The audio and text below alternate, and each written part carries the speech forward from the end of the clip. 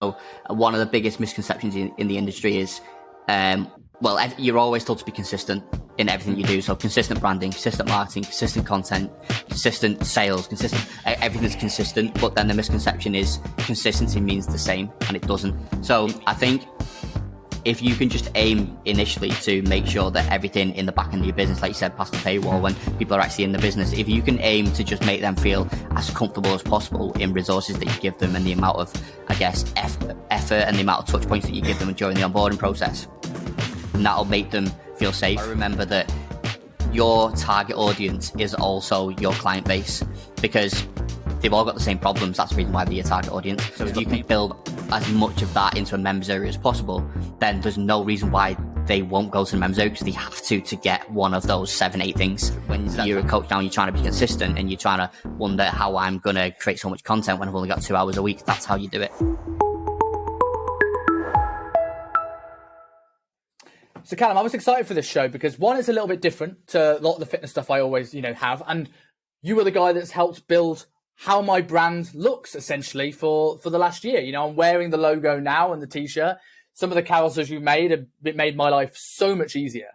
And I suppose the first question that I wanted to ask you was like, you sort of came, I heard of Graphfit anyway, just as online coaching was sort of coming into popularity. It's like, it seems like you came about at the right time.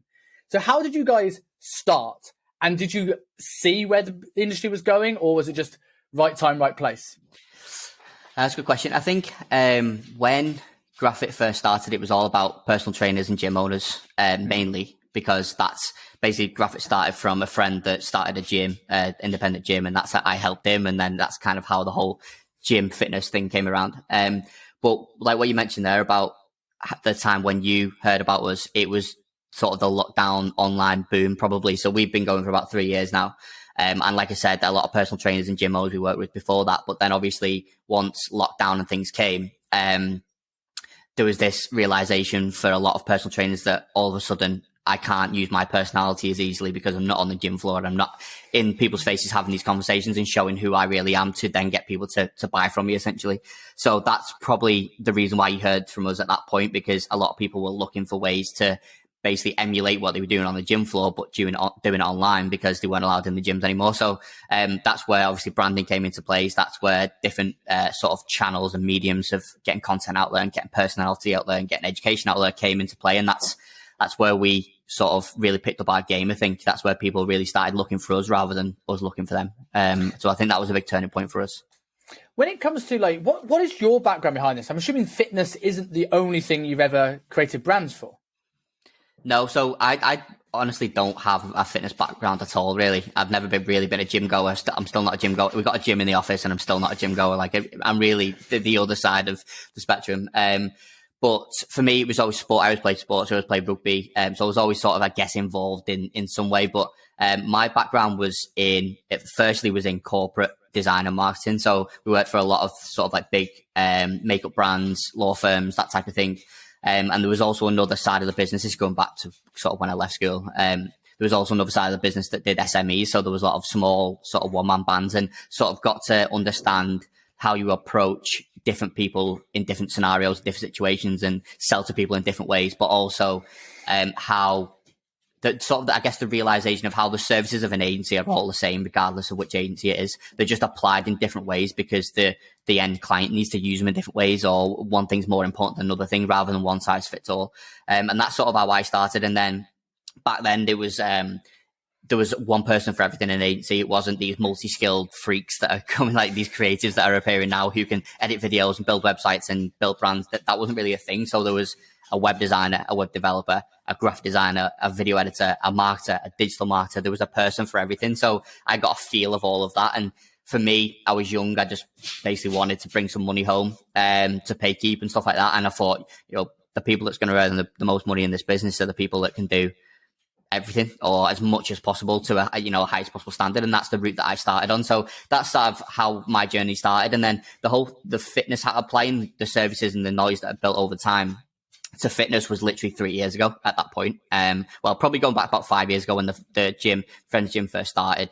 But that's where I really started to understand, while I was running this side thing of doing things for fitness people alongside doing mass scale marketing and mass scale digital, seeing how everything was the same, it was just applied in different ways. And then seeing that gap with, okay, well, this personal trainer down the road who's, in Pure Gym or wherever it may be, they don't know how to find these mass scale marketing agencies, or at the time I was working in a software company, they don't know how to find them because these large marketing agencies who are kicking out the quality that the coach is looking for don't care about them.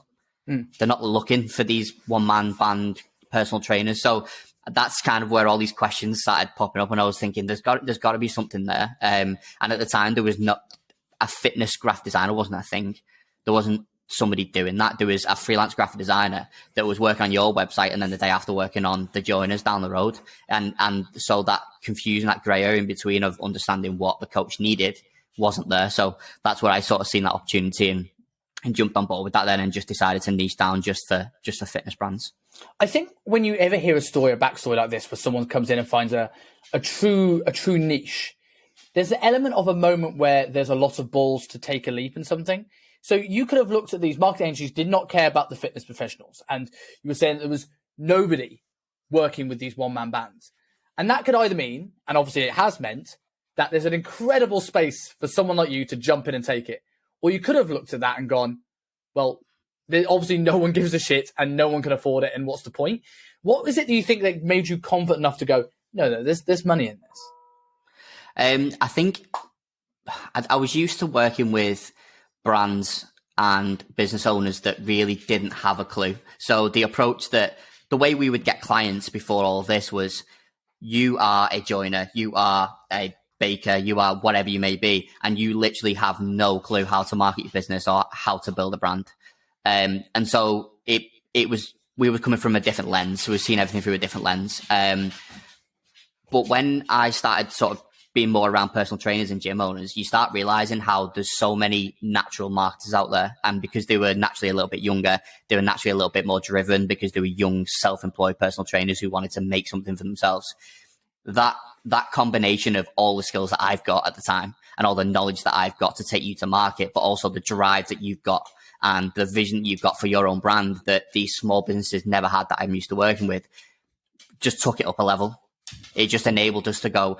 It was like having a second person in your team without having to take somebody on because they had vision. Whereas I was used to being the vision, being the executor, being everything. And so it's like taking on your first team member and all of a sudden you feel powerful. You're like, oh, we can do more now. And that's the sort of feeling I got from working with fitness professionals. And it's the exact same now. It's 100 times what the industry was at the time. Like was only, 3-5 years ago, whatever it was. But the scale at which online coaching is now and the entrepreneurs that it's breeding in the industry and the businesses that have been developed is just incredible. And I still get that same feeling every day now when you're working with coaches who are young, 21, 22 years of age that have just got this drive and this vision to build something. And that's really easy for us to execute off the back of.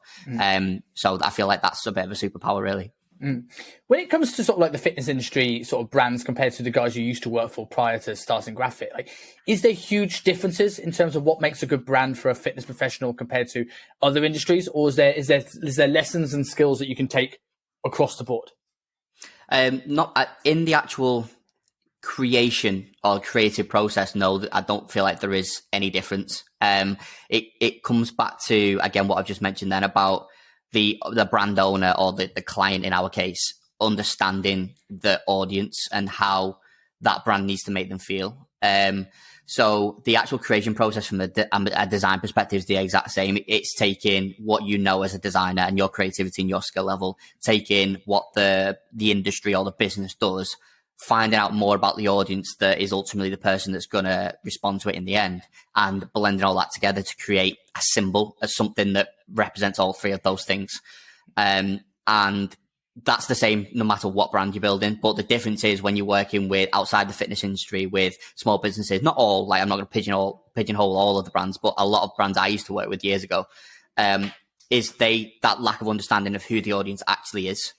So like I keep using a joiner, but we're building a new office at the minute, so we're getting tradespeople and I've just got joiner on the brain, I think. If you take a joiner, for example, they know what they're doing. The skills are incredible. The carpentry behind is amazing. They've probably studied it for years and whatever, and they know their job inside out. But if you ask them, who do you work for? They wouldn't know. They wouldn't go, oh, well, my ideal client is a person in this type of house that needs this type of work, that's got this type of budget, they wouldn't be able to tell you that. If you ask a fitness professional, they go, oh, well, I work with people, I'm looking for people in this sort of geographical area, probably between this age and this age, probably leaning towards this certain profession because I know that they're struggling with X, Y, Z, and my service solves that problem. And that the difference in that knowledge from the business owner really, really makes a difference on the execution of any creative asset that you're ever creating. Do you think there's a big difference then from people you've seen that you've created incredible graphics? I bought a lot of stuff from you over the last year.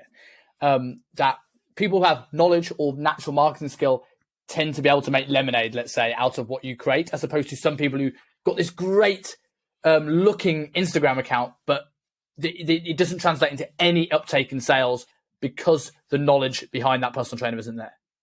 Yeah, so we joke about it internally quite a lot. Actually, there are a lot of coaches that if you was to look at their social media presence, they literally look more like a design agency than we do, because it's all pure like Canva work, and they read the branding 101 book and then just stuck a color on everything and stuck a logo on everything and off you go. And obviously it's not as simple as that. We all know that it's not as simple as that. So what we're about is not sort of pigeonholing different areas of the industry, but also making sure that we've got an offer for each area of the industry, if that makes sense. So we serve the fitness industry. We don't serve an angle of the fitness industry. So we don't say, okay, we're only going to work with coaches who have a team and who are turning over X amount of money, even though our flagship service applies to them more than anybody else. But we've also got something like the Asset Academy, which is we would class as a lower price point and a lower end tier, but that does exactly what you just mentioned. It doesn't just give them the end product and do everything for them. It gives them the tools to action things if they want to action it themselves. Because I think a big point that a lot of coaches will soak in, and they're being told by a lot of business mentorships and just people offering advice in the industry, is the question of, do you have time to do it, and should you outsource, and blah, blah. There's a lot of questions around that. And so I think people end up going from struggling to using Canva to all of a sudden spending thousands a month on outsourcing things when they actually don't need to. There's a few different stages in between that. And although we would be that person that you're spending thousands a month with outsourcing, that person isn't ready. So there's no benefit in us taking that person on, or that coach on, or that brand on, because there is no longevity in it. What we would rather you do is take up the tools on the way to be able to maybe improve your Canva skills. And then, oh, well, I'll keep doing the Canva stuff, but I'm going to get content from somewhere else, and I'm going to blend them two together. And bit by bit, you just build in sort of the bricks. And then eventually you go, right, okay, well, because of all these steps, I've saved money throughout the years, or the year or two. I've actually managed to increase my sales because I understand my audience a little bit more. I'm putting more work into my marketing. Now I haven't got the time to do it because I've got too many clients. So I'm going to go and outsource it. And that's the journey that coaches should look at, rather than, I haven't got time, bang, straight to the end goal, which is where you should actually be in probably 3 or 4 years, not a year or 6 months. It's interesting you're saying that there's a personal trainer that look like more of a design company than you guys. I remember for a while where the carousels were the big thing, right? And I've got a couple of your great templates with it, but there's personal trainers used to go on their page, and I used to scroll down, and it took me about 10 minutes of scrolling to find out what they look like. And it's people who bought, I'm not calling out because I think his stuff's really good, but Simon Mitchell's course on Canva, brilliant designer, really, really good stuff. But it's the thing, it's a similar thing with people learning mechanics course in the fitness industry. The educators are amazing. You go 3 or 4 levels down and people don't know how to apply the tools. And I think this is the thing there where you've got these beautiful looking carousels, but I don't know who this person is at all. I don't know what their face looks like. Is there a line where it's too professional, where a little bit of amateur looking could actually be a good thing?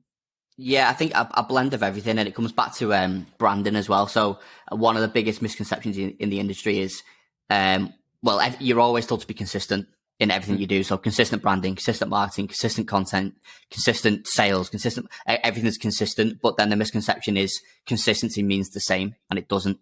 It means just consistently doing something, not consistently everything looking the same. So when you apply that to branding, and a coach sort of soaks this information in from an educator in the industry, and they go, okay, well, I need to be consistent. So everything that I feel like I'm not doing enough of now, I'm going to do it more and more and more, which means that they all look the same, which means that you're actually going backwards, not forwards.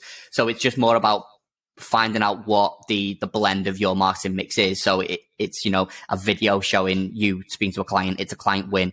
It's a transformation. It's a testimonial. It's me on a Sunday with your wife or your husband on a day out, showing that you're a real person. Figure out what that mix is, that message that you want to get out each week, and be consistent at that. And then within that, you go, okay, right, well, what parts of that are going to be branded? So, 2 in every 5 posts are going to have a logo on it. That's probably a good mix. You probably want a bit more personality in there, but you also want brand consistency in there. So you've just got to really figure out what the end goal is and then work backwards and go, okay, right, how am I going to brand that up? What's the message of that? And I think that's a huge misconception on consistency, but being too professional is definitely, it's something I've battled with, I'd say. I've just got this sort of high end, really sort of high level visual that I want to achieve all the time. And quite frankly, it stops you from executing a lot of the time. So for the past 12 months, because of this sort of, I guess, polished look and high quality look that I want to portray online, because I can't achieve it to that level, to the volume that I need to, because it's just not, quite frankly, it's just not possible. I don't have the tools to do that. It stopped me from sharing a lot of content. Yeah. So then you obviously in the process, you are finding ways to be able to produce this high level content more frequently. But at the same time, you've got to really look at what matters, and what matters is the content and the message you're getting out there, regardless of how professional it looks. And so as you can probably see now from what I've just mentioned over like the last 2 or 3 minutes, there's so many different questions that you've got to figure out before you get to that end result. And more often than not, you find yourself that you have to work backwards, not forwards. You have to find out what the end result is, like I said before, and then work backwards and then go, okay, this is how I'm actually going to do it. Yeah. And then execute. That resonates to me about that level of almost perfectionism when you get used to a high standard. Like this is what a lot of personal trainers, especially people who've worked in high end PT studios. I felt when lockdown happened and all of a sudden I don't have a pendulum squat. I'm like, what do I do now? And of course I know, but in my head it's like, yeah, but it's just a bit crap, isn't it, in comparison? And you're always having that comparing. And I felt with my branding, it's like I go through phases of it looking a little bit polished and then pulling right back and looking a bit more amateur, and then finding sort of this middle ground growing over time. And I always refer back to, I don't know if you've heard of Pat Davidson. I've had him on the show a couple of times. And his was like bright pink Twitter style posts about 6 months ago. And it was just because the message was good. And now it looks way more polished, but the message has stayed the same. And that's why it's worked, as opposed to just being all like style, no substance. Yeah, exactly. Liam, who's our operations director, he's a coach himself as well. And he always, as I say, and he says that there's no such thing as filler content, but there's a such thing as shit content. And that's honestly what it comes down to, because a lot of coaches, when they're trying to figure out what this weekly mix is of content they want to share, I'll guarantee a lot of coaches into this now, they'll have at least one filler post in there. It's usually a post that it's a bit of a nothing post, but they know they need to post that day, but they haven't really got anything or any time to produce anything. And that's what that saying comes back to. There isn't a such thing as a filler post. Everything has to have a meaning. Everything has to have a message, regardless of the visual. Although I will always strive, and everybody should always strive for the best visual that they can present, whether it be in imagery, in creative, in graphic, in whatever it is, always the best quality you can possibly produce at that time. But the message is more important. So if you take Instagram, for example, obviously it's a very visual platform, but we still have the benefit of the captions a little bit more to something like TikTok or YouTube Shorts. And so that caption is the perfect place to redeem the visual if you feel like it's not up there, with the message reiterating something that you really believe in, or a pain point that you know that your target audience has got. So that's something that I would always remain in my mind, really, when it comes to sort of thinking of content ideas. When it comes to the message, like a lot of this is probably about having a story, a consistent story of what you guys offer. How does someone sort of zoom out and when they look at the content and stop putting, not filler posts, but shit posts because it's like rushed? How do people sort of work back and go, right, there's an overall message here? Well, I think it probably comes down to the authenticity of it. And like, by no means am I saying that there's a lot of fake people out there, when there are a lot of fake people out there, let's be honest. But I'm not saying there's a lot of fake people in the coaching industry. But what I would say is, it's really difficult to produce shit content if you're not sticking close to what your ethos is and what your morals are. So if you think of what resonates with you with a brand, or resonates your target audience with your brand, you can compare it to like when you're making friends, or when you meet somebody new who you like. What makes you like them? It's usually their personality, it's the morals, it's what they stand by. You usually see a little bit of you in them, and that makes you get closer to them and makes you like them and makes you trust them. And that's essentially what a brand does. That's the process of you sort of resonating with the brand. So I think that's what you need to think about when you're creating content. If the message, what is the message? The message is you. The message is your morals. It's what you understand to be the benefit of your service, because you know that that's going to resonate with the people you want to resonate with. So I really find it difficult to say that you should be creating shit content, or you should even be any close to creating shit content, because if you just stick to what you know and what you believe in, then it's never going to be shit content. You're always going to attract people that are similar to you. You're always going to attract people that resonate with you as a person, because it's you. You're talking about you. So, you know, what do you mean by shit content? Is it because there isn't a fact in there that you've pulled off Google because you're saying that like 99% of people are like, whatever it may be? That doesn't make it shit content. Just come down to you. Just talk from what you believe in, and it'll never be shit content. So other than obviously the authenticity you mentioned before, what do you think makes a good brand? Let's look at forward facing first, in terms of on Instagram, social media, the stuff that most people always associate with a brand. What makes somebody successful in that world? Consistency, definitely. I know it's a bit of a buzzword, but definitely consistency. And I spoke about this a couple of weeks ago. I think one of the things that pulls me to brand as a business owner, which a lot of people listen to this will be business owners. One thing that I really resonates with me is consistency in business, because as a business owner, I know how hard it is to be consistent. So anytime I resonate with a brand, it's always because they've always been at the forefront of, you know, that type of thing, that type of product that I'm thinking about for the longest period of time. And you really appreciate that, because you know it's difficult to do. So for me, if you're this business owner, listen to this and you're thinking, right, what's going to make people stick, is right, well, who's your audience? What do they appreciate? What do they really buy into? And make them realize that you're also good at that, or you're also consistent at that. And then that naturally, like I said before, that naturally will hit them. And that's how you make people resonate with the brand. So if someone's resonated and they've bought from you, and I know this is the thing that you quite like talking about, and I actually think it's a very interesting topic of talking about where branding plays a role when somebody's past the paywall, because it's much easier to retain clients than it is to get new clients. Yet often all bets are off. All the branding sort of comes off a little bit when someone gets behind that paywall. And you're great for the first 6, 10, 12 weeks of a transformation, and then they struggle for the 6-month client, the 12-month client. So what role does branding play in that client service part of the equation? I think that's where you sort of need to try and blend together the professionalism with the personalization. So obviously it's no secret that high level branding will build trust. It'll make people trust you because it's consistent, and people always resonate with consistency and trust. So I think if you can just aim initially to make sure that everything in the back end of your business, like you said, past the paywall, when people are actually in the business, if you can aim to just make them feel as comfortable as possible in resources that you give them, and the amount of, I guess, effort and the amount of touch points that you give them during the onboarding process, then that'll make them feel safe. And that's got to be the ultimate goal. The ultimate goal, once you get somebody to give you money, is to make them feel safe, because everybody's the most vulnerable when they've spent money. Nobody actually naturally likes spending money. So when they give you, hand over their money, their hard-earned money, then they're the most vulnerable. So it's about making them feel safe immediately. So that might be in the way, like, there's obviously different ways you can do it. So if you've got a members area, then it might be in the way that you introduce them into that members area. If you've got a Facebook group or a WhatsApp group, it might be in the way that you, have the rest of your team or the rest of your clients introduce them into the industry, into the community, because it makes them feel safe. Like, there's all different ways that you can make them feel safe when they come in. And like, I know you said, how does branding help? That is branding. So obviously there are the visual elements of a brand, like a logo and like consistency and colors and fonts, which is all great stuff. But that's the easiest part of it. Everybody should have that as non-negotiable. The rest of the branding is the culture that you bring them into. And that's what makes them feel safe, and that's what makes them stick over a long period of time. Because the worst mistake you can ever make is spending too much money on finding a client and then not recouping that money back because they're not with you long enough. It's the worst thing you can ever do. It's on a vicious cycle in business, and it's not a good place to be. So I wouldn't worry a whole lot about the visual element of a brand once they're in the business.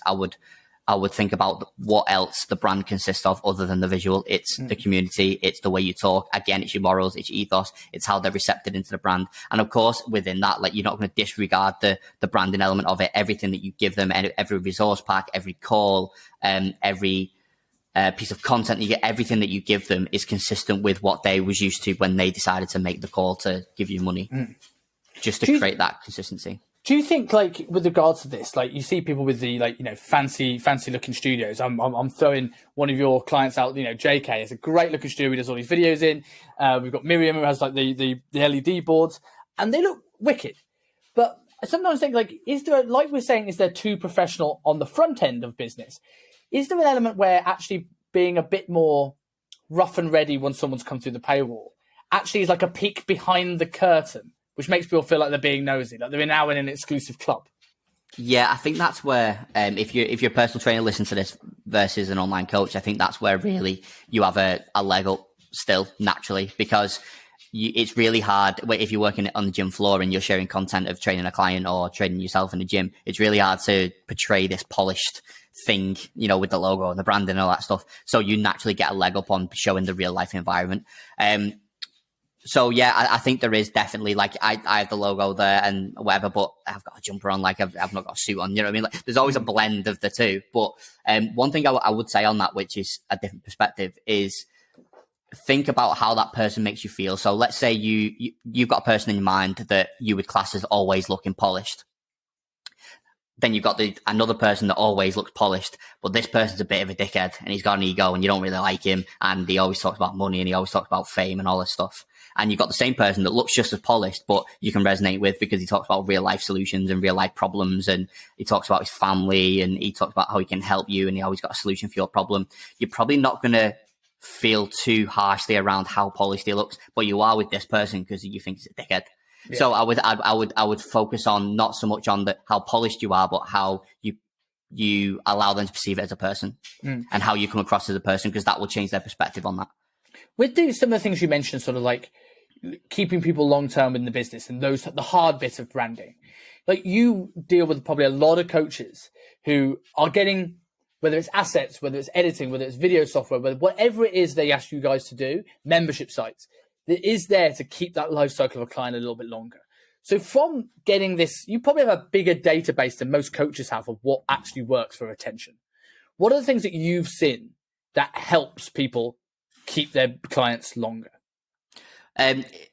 Keeping the clients longer is just the permanent attention, and sort of just as much as you're learning on the front end of the business on what the pain points are, you've got to remember that your target audience is also your client base, because they've all got the same problems. That's the reason why they're your target audience. So the pain points that you're talking about on the front end of your business to attract new business, they're also the pain points that you're more often than not that your current clients are also dealing with as well. So I would always consider whatever your touch points are within the business, so your check-ins and maybe like weekly calls, if you do that type of stuff, I would always consider how are they sharing all their pain points with you, or are you literally 6 months down the line still trying to solve the same problem with what they had 6 months ago? The chances are that problem may still be there, that you're trying to, it might be weight loss or it might be muscle gain, whatever it may be, but the chances are that they've also picked up new problems along that period, and you've also got to fix those problems as well. So don't sort of allow that disconnect between the front end of the business and the back end of the business. If you continuously, build your knowledge on what those pain points are and continue to add that into your service as well as into your sales mix, then you'll keep them for longer, because you're always going to be finding a solution for the problems, not just the solution that the problem they had 6 months ago when they first signed up, but also the continuous problems that they're getting day by day, week by week, month by month. You mentioned before coming on air about the importance of community. So why do you think community is important within the business, and how do people create a good community in a coaching business? Because this is a tricky thing I find with online coaching. One-to-one, there's always this advantage of, I will always see this person 2-3 times a week. So I can have a conversation, I can see subtext, I can get through problems. But online, I have a lot of people that maybe go quiet when they struggle, don't talk. You put them in a Facebook group, put them in a WhatsApp group, and it's like dust bunnies. How does a coach make a community that absolutely pops and works? Other than being consistent, because I know that's going to be the first thing that you say, is being consistent in there. Yeah, consistency, you could say that about, that could be the answer for everything. Like, consistency matters in all walks of life. But I would say the biggest problem that we see is people, or a lot of coaches, whoever it may be, would say that their community is this group of people that are paying them all £200 a month each for coaching and blah, blah, blah. That's their community. But that's not a community. It's a group of customers. A community is only something that you build that you give them more than they give you. That's how you build a community. It's not a group of customers that are only there because they're paying you £200 a month or whatever it may be. That's not a community. That's not making them feel welcome. It's not making them feel wanted either. So the best way to build a community is to essentially give them more than they give you. Don't just use them for a financial transaction, because community is built on all those loving words that you like. It's built on trust. It's built on people being comfortable. It's built on people resonating with you and liking the people that are around you. And you don't get that from a financial transaction or a weekly check-in, or you put in 4 posts a week in to say, how's your week? And then not really responding and then fixing any problems off the back of it. That's not a community. That's just a group of customers. So if you are listening to this now and you feel like you've got a community, really try and understand what that community gives to the clients. Is it just a Facebook group that there's 1 post a week in there? Or is it actually a place where they actually feel comfortable to actually talk to each other, and they actually, feel comfortable to approach you or any of your team members with the problems that they have, their ongoing problems? Again, not just that one problem or a couple of problems that they I've told you about when they first signed up, but the ongoing problems of life, cost of living, right? Who's struggling with that? How many coaches have talked about cost of living? If you've got a Gen Pop, if you're listening to this now and you've got a Gen Pop community, a group of clients that class as Gen Pop and have got 9 to 5 jobs, whatever it may be, they're struggling from cost of living.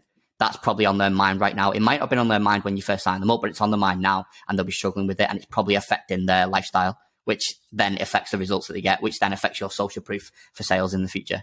So think of real life ongoing things, and that's how you build a community, not just putting them in a Facebook group and then saying, this is my community because they're all paying me money. That's not a community. Yeah. And like, with regards, because this is a big thing you brought with the sort of the membership areas that you've offered, right? And as a lot of coaches, and I was guilty of this too, right? I desperately wanted a membership area. I pushed hard for a Facebook group, and I eventually found that for my coaching that WhatsApp was the thing because people are always on it. Like, I find that Facebook groups work really well for personal training, like groups, like the OTE, for example, right? Because personal trainers have got their own Facebook groups. They're already on Facebook, but most 40-year-old lawyers gave up on Facebook if they ever were on it in the first place. So membership sites are another thing because it's another thing to log into. So how does somebody create a membership site that people want to log into? And why do people find it such a hard time getting the clients to actually invest in something that the trainers probably spent money making it look incredible as a resource, but people just don't see the value in it? Well, I think that's probably, it's a good question actually, because it's probably one of the issues that coaches have that I think about the most. And not just because we offer members areas, but because every time we've either built a members area for a coach or someone inquires about one or whatever it may be, or asks us for advice, it's always that I've got a members area or I'm getting a members area, but I'm worried about them not using it. Because unfortunately for the coach, that no matter how much you spend on a members area or how much time you put into it, that doesn't necessarily mean that people are going to use it. It'd be great if it did, because then you could build an amazing members area. It means that the better it is, the more people you're going to get in it. But that's not the reason. And usually the reason comes down to just the barriers for entry on them actually using that members area. So as a coach, think about how many different tools that you give your clients, and remember that the more tools doesn't mean the more support. It just means the more overwhelm. So from that point of them, paying you money and signing up, what are you giving them? You might give them a Google Sheet for check-ins, or depending on how you do programming, you might give them access to an app like Trainer or True Coach, whatever it may be. You might give them a welcome guide, a check-in guide, a login details for this members area, go to Google Drive to get this document. And there's like 6, 7, 8 things that you're giving them. So why would they, what reason have they got to log into this thing that's just one of those 7 things? The barrier to entry is way too high. So the way to fix it is to try and consolidate that as much as possible, which is why members areas are so important. So if you think of it, like I just mentioned there, everything that you want them to do, so you want them to check in, you want them to watch the webinars that you've got, you want them to download the documents that you've got, you want them to read the welcome guide, you want them to access the training program, you want them to speak in the community group. You need to minimize the amount of places they go to do those things. So if you can build as much of that into a members area as possible, then there's no reason why they won't go to the members area, because they have to get one of those 7, 8 things. Does that make sense? It's really simple. When you think about it, it's really simple, but you just don't think about it because you're using the best tool for each thing. So you're using Typeform, Google Drive, Calendly, you're using all these best tools, but the problem is one's there, and it's really difficult to sort of bridge the gap between them. So the best thing you can do as a coach, if you do want to invest in a members area, is try and consolidate as many actions that you want that client to take within that members area as you can, so that wherever they need to go, where they need to check in or whatever you want them to do, they have to go through that login page. Yeah. And naturally they'll pick up the rest of the content that's on there. Yeah, this is something I've definitely been guilty of. I'm like, as you said, you found the best tool. I've streamlined every single part of the process, but unfortunately now there are 9 parts of the process, and that's where the overwhelm is. And I think it comes down to what you were saying before as well about knowing your audience. I think one of the things, like for me, is what I'm best known for is mentoring and educating and teaching and speaking and doing this sort of stuff, which is great. And this is why I've done this 180 in my business and speaking to coaches and creating an education product. It is what I'm good at. What I was trying to do 6 months ago was trying to say, well, I'll create these amazing webinars that will absolutely transform the way a client thinks about fat loss and make it easier for them, forgetting the fact that my client has 20 minutes just to eat, take a shit, and maybe do a training session, let alone watch a 40-minute webinar. And I think a lot of coaches, with the best intentions, try and put so much on this members area that's great content, but forgetting that their clients actually have no ability to actually use it. Yeah, exactly. And we even go with members areas that we build now, we either go as far as integrating things like Zoom and podcasts in there as well. So obviously, like you might record, like we're using Riverside today, and then that would probably go on Apple Podcasts and Spotify and maybe YouTube and things like that, which they are obviously the best mediums for those things. And it has to be there. Like you want your podcast to be on Spotify and Apple, it has to be there. But at the same time, going back to that problem that I said earlier about having too many places for that person to go, is put it in your members area as well. Every tool that you use, so like Riverside or Anchor or whatever it may be, Transistor, all them tools, they all have embed features. So as well as the content is on Spotify for people that want it on there, put it in the members area as well, because when you push them every Tuesday to go and do their check-in in there and they go, oh, you posted a podcast yesterday, it might even have, if it's an older man or woman or whatever it is, they might even not even have Spotify, they might not have Apple Podcasts. So actually they're going to go, oh, I'll listen to that as well on my walk tonight or whatever it may be. So even if you are using other tools, try and repurpose the content as much as you can. Like I said, like you don't want to come away from using the best of breed tools like Spotify and Apple. They have to be there, but also try and essentially mirror that content with as little ease as possible, or with most ease, in that place that you want them to be. And the same with Zoom. So one of the biggest problems that coaches have with webinars and things like that is the fact that Zoom emails get lost in spam all the time, and it's really annoying because then they post in the Facebook group and you've got to send it, and you're doing sort of double everything. So we integrate Zoom so that to access that weekly meeting, they have to log into the members area to get to that meeting, which means that on there, they've also seen the podcast that you've shared yesterday, and they've also seen the new webinar, and whether they're going to have a look at the calendar to see what's on next week. And all these things are all in that one place, and that's how you create the need for them to have to be in that members area. Do you think people make the jump too quickly? Like, I get it. A lot of personal trainers are trying to build revenue as they come, and they'll just do little bits. Like, I can now afford this. I can afford Typeform. I can afford this. Do you think it's almost better stockpiling, staying with the basic, and then taking a leap? Because like looking at what you're saying now, and this is from someone who has overcomplicated the process a lot over the last year in some ways of having all these different places, taking something like your hybrid meal planner and running that into the ground. It's like, I've got a meal planner, I've got a client log, and I have everything in one place, but it's a spreadsheet. It's not perfect.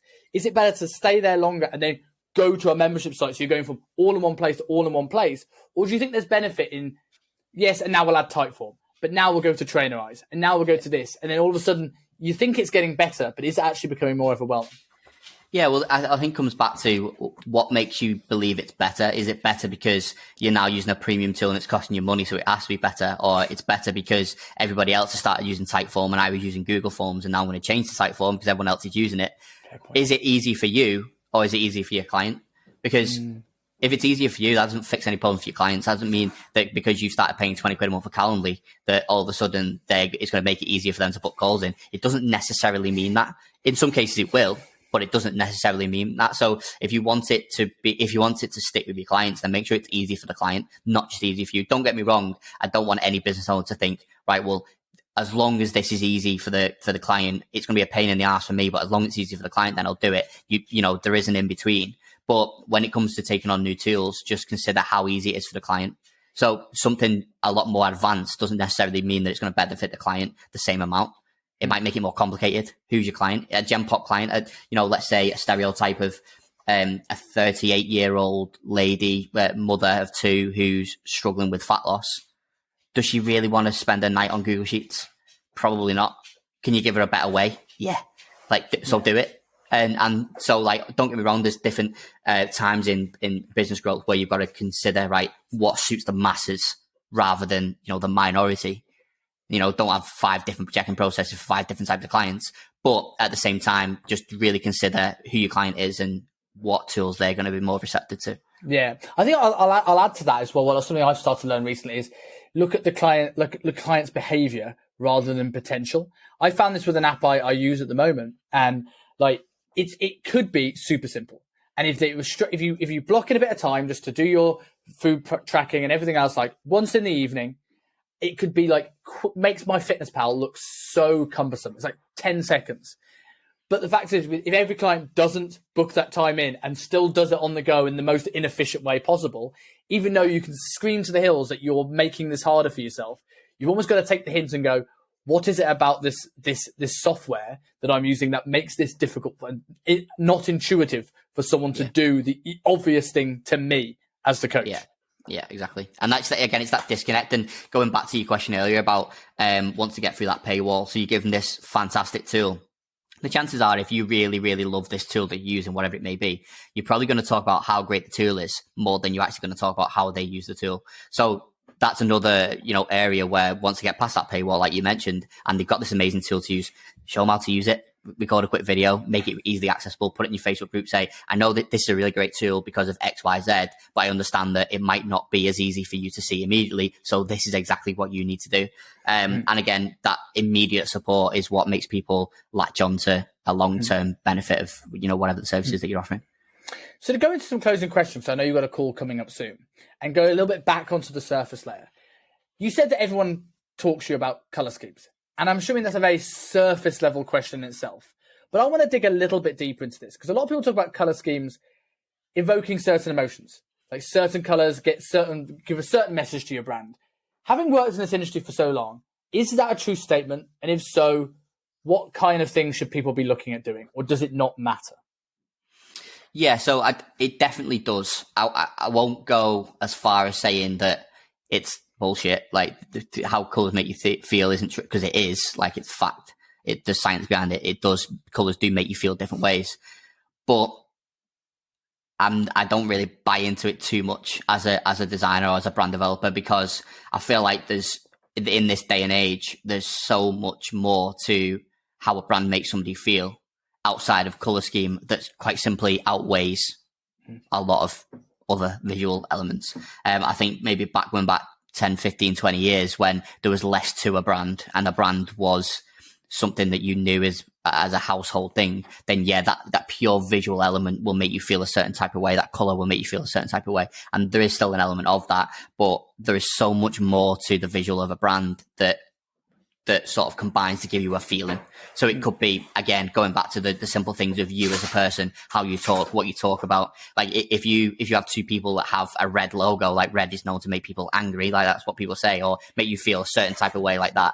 If you have 2 people that have a red logo or have red everywhere, and one of them's an absolute muppet and one of them's a really nice person that you feel like understands you, then that red's not going to make you feel angry as a person that really understands you, but the red of the person that you think's a muppet is going to really piss you off. So there's so much more in between that connection that you've got to consider. And I know that's a long-winded, I guess, answer, but I genuinely believe that that's true.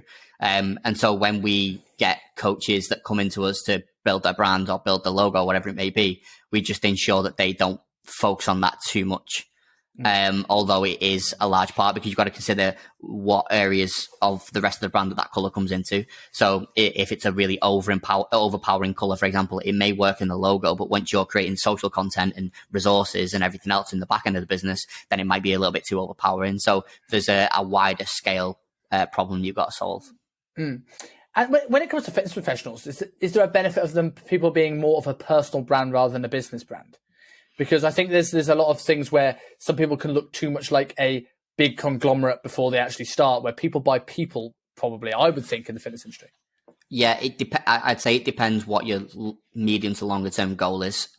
So for me, I can only talk about my own, I guess, experience. For me personally, when I started Graphfit, there was sort of an option there. Do I want to go down the route? Because if you look at, if any coach listens now, think of anybody that offers graphic design or anything in the fitness industry, some of them will be, it's Graphfit, or it might be, oh, it's that person, it's that name. So I kind of had that decision to go, right, should I be Callum, the fitness graphic designer, or should I be Graphfit? And I chose to go down the route of Graphfit because I knew that I wanted to build a team and more of a wider culture that was bigger than me, because I want to build a scalable brand that then in the future is going to repay me for all the hard work that I put in over the years.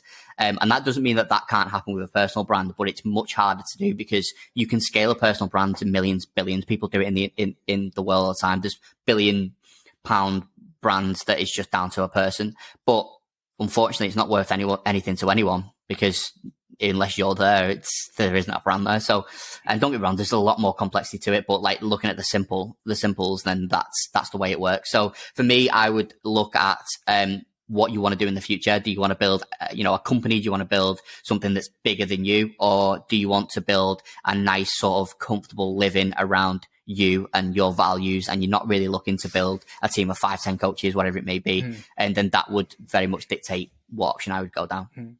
Last question before I find out everything that you guys offer as a business. With the way Instagram's changing now, with the rise of TikTok, where do you see content going? What do you think's next on the horizon? Are we in the reels for the foreseeable future, or is it going to change? Yeah, I think this isn't where content's going. It's where content is now, and it's where content's been for the last 3-5 years. The real idea, and how you take snippets of content and repurpose them has been around for as long as I can remember. It's not new. It's just now coming to a point where a lot of the tools that we use, a lot of the social media channels that we use, are sort of doubling down on that type of content. It's the short form snippet content that the aim is to really catch your attention, to push you to something else. And in the wider industry, they call it TikTokification. That's like, it's this idea of a reel that we know as reels now because of industry. Like, it's the idea that is now the new type of content. It's not the new type of content. It's been around for a while. We just haven't used it. So I would say, yeah, the real type content, the short snippet content is where we're going in the future. But I wouldn't think of it as real content. I would think of it as a 60 to 90 second snippet of value that you need to use to push them to somewhere else. There's got to be something on the back end of it. A 60 to 90 second reel or YouTube short or TikTok that hasn't got anything on the back of it is pointless. So you might get some likes, but what's the conversion off the back of that? Do you want to push them to a video? Do you want them to sign up for something? Do you want to give them something for free? There's got to be something on the back end of that to make it worthwhile. So I would consider in future making content, or right now making content, but going into the future to future-proof content is repurposing. Like, that's all the only thing you've got to focus on. So if you're going to create a piece of content, right, how much can you get out of that piece of content? So you're going to create, you're going to do a podcast. We're doing a podcast now, right? What can you get out of that? Out of a podcast, we're on 48 minutes now. You've got a 48-minute long form video that can go on YouTube. You've also probably got easy 10 to 15 reels that you can pull out of it. You've also probably got 1, 2, 3 sort of longer form compared to a reel content you can post on YouTube again as clips, back on Instagram. You can send the conversation out on an email. You can audio transcribe it. You can do so much with one piece of content. And of course, the number one benefit there is that the fact that you're producing more content, but it's also that you don't have to produce as much content because you're getting so much out of that one piece of content. And again, when you're a coach now and you're trying to be consistent and you're trying to wonder how I'm going to create so much content when I've only got 2 hours a week, that's how you do it. I think that's a really good message there in terms of that. In terms of, everyone talks about the TikTok and the reels and the short form content being based around people don't have attention spans anymore. Everyone wants these dopamine fixes. But we've also seen the rise of podcasts and Joe Rogan, who does 3-hour episodes. I think people are lonelier than ever. I think people want more connection, and people are looking for long form content. There's just so much of it. You've got to do something to grab your attention. Why should I listen to Simon and Callum over Joe Rogan today or Modern Wisdom today? So I think there is a market for long form content. And I think you're right. Like, you've got to have something behind the short form, or it's kind of pointless.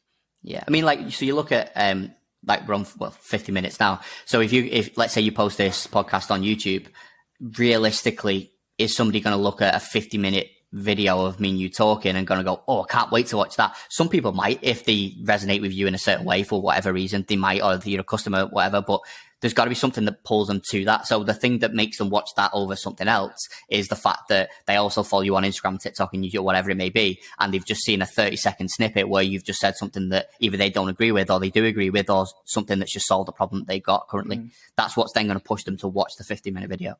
Yeah. And so that's the really important part that people are missing. So for anybody who wants to, contact you guys, tell us a little bit about Studio Unlimited, Asset Academy, and where can people find Graphfit? Okay, cool. So we're the fitness brand specialist. That's what we go by, because we genuinely are, without sounding too cocky. That's what we do. That's what we believe in. We have 3 main pillars of our business. We have sort of one-time custom projects. So if you need a logo, if you want us to build a brand, one-off ebooks, custom stuff, we can do that. The other 2 are Studio Unlimited and Asset Academy, which are both sort of membership. So Asset Academy is all based around done-for-you content. So recipe books, things like we were on about before, about the back end of the business. Once they get past that paywall, those resources that you give to them, slide decks, ebooks, content, lead gen, all that type of stuff. It's all done-for-you content that are built in-house from us, from our coaches.